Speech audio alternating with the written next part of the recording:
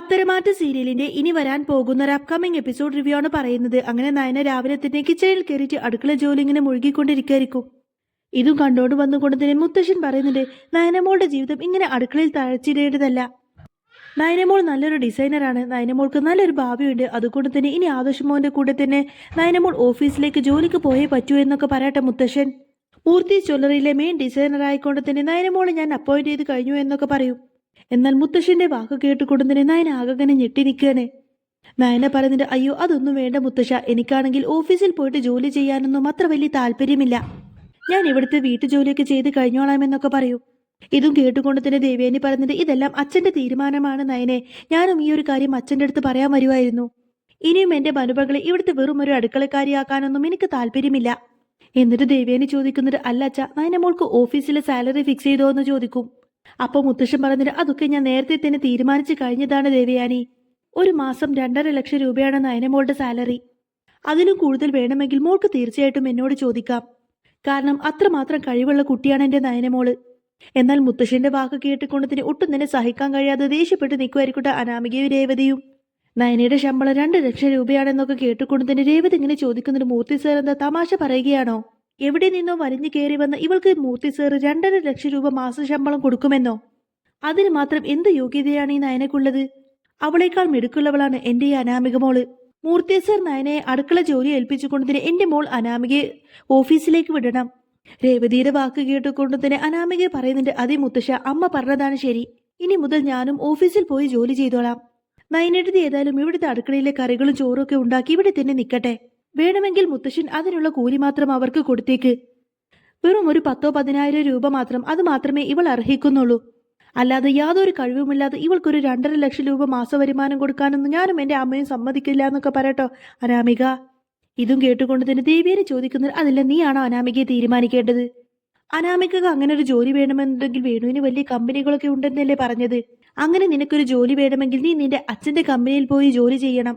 അല്ലാതെ മൂർത്തി ജ്വല്ലറിയിൽ എന്ത് ജോലി ആർക്കൊക്കെ നൽകണമെന്ന് തീരുമാനിക്കുന്നത് അനാമികയല്ല. ഇവിടുത്തെ കാര്യങ്ങളെല്ലാം തീരുമാനിക്കുന്നത് എന്റെ മോൻ ആദർശിന്റെ മുത്തച്ഛനാണ്.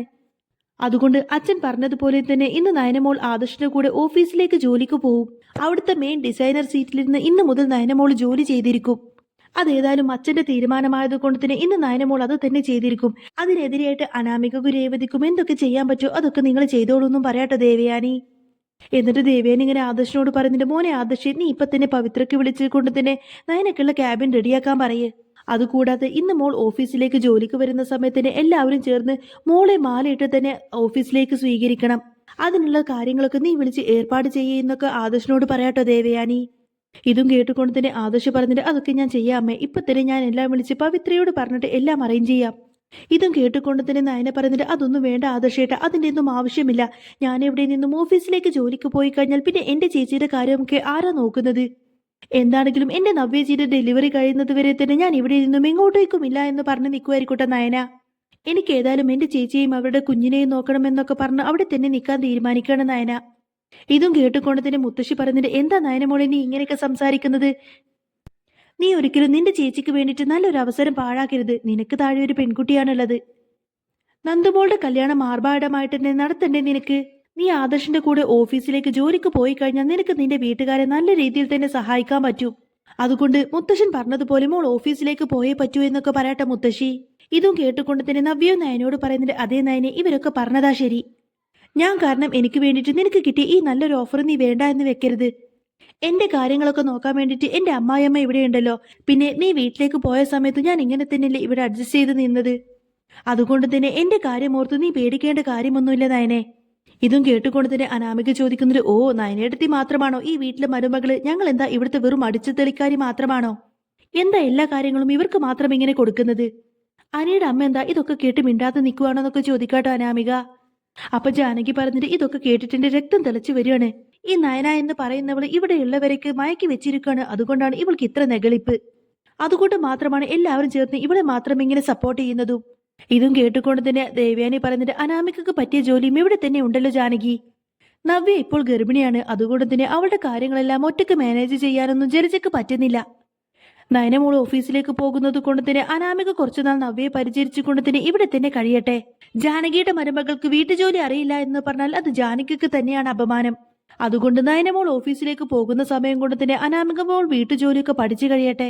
ദേവേനിയുടെ വാക്ക് കേട്ടുകൊണ്ടതിന് മുത്തശ്ശി പറയുന്നുണ്ട്, നീ പറഞ്ഞതെല്ലാം നല്ല കാര്യം തന്നെയാണ് ദേവയാനി. ഞാൻ പല തവണയായിട്ട് ജാനകിയോട് പറഞ്ഞതാണ് അനാമിക മോളെയും അടുക്കള ജോലിയിലേക്ക് കയറ്റാൻ. പക്ഷേ അന്നൊന്നും ഞാൻ പറയുന്നതൊന്നും തന്നെ ഇവള് കേട്ടില്ല. ഇപ്പൊ ഏതായാലും അതിനുള്ള സമയമായിരിക്കുന്നു ജാനകി.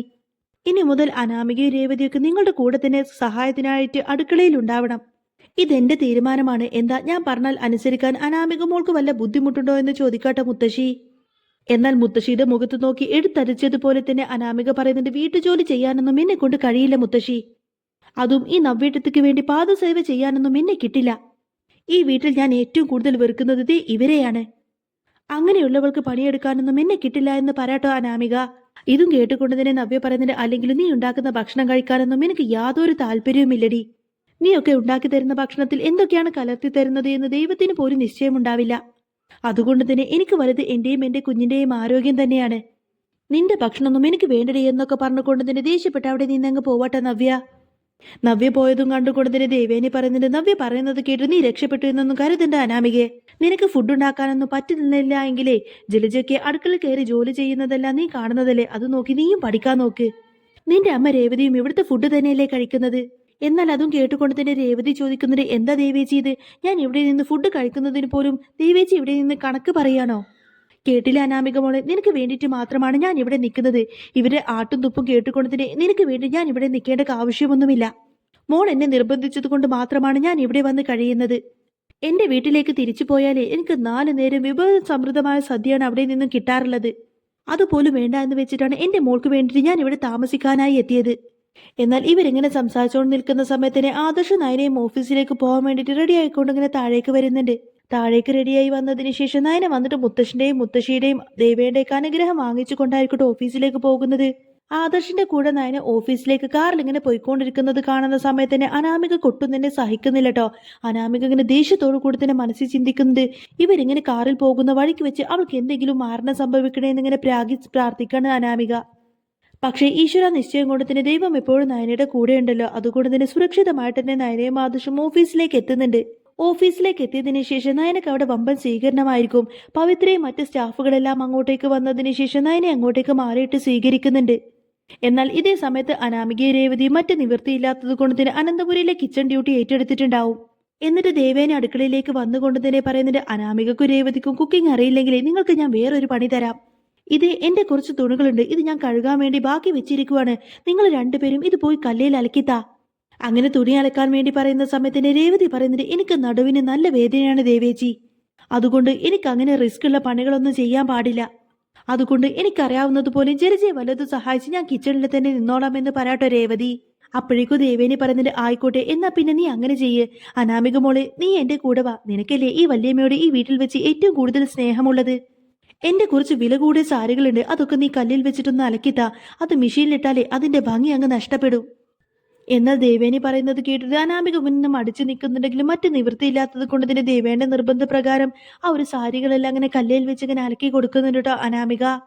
അതിങ്ങനെ അലക്കിക്കൊണ്ട് നിൽക്കുന്ന സമയത്തും പ്രാഗി പറഞ്ഞുകൊണ്ടായിരിക്കട്ടെ അനാമിക കല്ലയിൽ വെച്ച് അലക്കുന്നത്. എന്റെ ഒരു വിധി, ഈ സമയത്തും ആ നയന എന്ന് പറയുന്നവൾ ഓഫീസിൽ വെച്ചിൽ AC കൊണ്ട് ഇങ്ങനെ സുഖിച്ചിരിക്കുകയായിരിക്കും. അവൾ AC റൂമിലിരുന്ന് സുഖിച്ചിരിക്കുന്ന സമയത്ത് ഞാൻ വെറും ഒരു വേലക്കാരിയുടെ സ്ഥാനം മാത്രം ഏറ്റെടുത്തുകൊണ്ട് ഇവിടെ നിന്നിങ്ങനെ കഷ്ടപ്പെടുന്നു. ഇതിനൊക്കെ എന്നെ പറഞ്ഞാൽ മതിയല്ലോ. പിന്നീട് കാണിക്കുന്നത് നവ്യായിരിക്കും. നയന ഓഫീസിൽ പോയത് കൊണ്ട് തന്നെ നവ്യക്ക് ആകെ ബോറടി തോന്നും. അതുകൊണ്ട് തന്നെ നവ്യ ജസ്റ്റ് ഒന്ന് ഔട്ടിങ്ങിന് പോയ സമയത്തായിരിക്കട്ടോ അഭി തന്റെ കാമുകിയുടെ കൂടെ ഇങ്ങനെ ചുറ്റിക്കറങ്ങി നടക്കുന്നതെല്ലാം തന്നെ നവ്യ കാണുന്നത്. എന്നിട്ട് അതെല്ലാം തന്നെ നവ്യ മൊബൈലിൽ പകർത്തുന്നുണ്ട്. അതിനുശേഷം ആ ഒരു വീഡിയോ ദൃശ്യമെല്ലാം തന്നെ മുത്തശ്ശന് കാണിച്ചു കൊടുക്കുന്നതിൻ്റെയൊക്കെ ഡീറ്റെയിൽ വീഡിയോ ഞാൻ ഇന്നലെ അപ്ലോഡ് ചെയ്തിട്ടുണ്ട് കേട്ടോ. അപ്പോൾ ഇത് കഴിഞ്ഞിട്ടുള്ള നെക്സ്റ്റ് എപ്പിസോഡ് നിങ്ങൾക്ക് കേൾക്കാൻ താല്പര്യമുണ്ടെങ്കിൽ ഇതിൻ്റെ തൊട്ട് മുൻപത്തെ വീഡിയോ ആയിട്ട് ഞാൻ അപ്ലോഡ് ചെയ്തിട്ടുണ്ട് കേട്ടോ.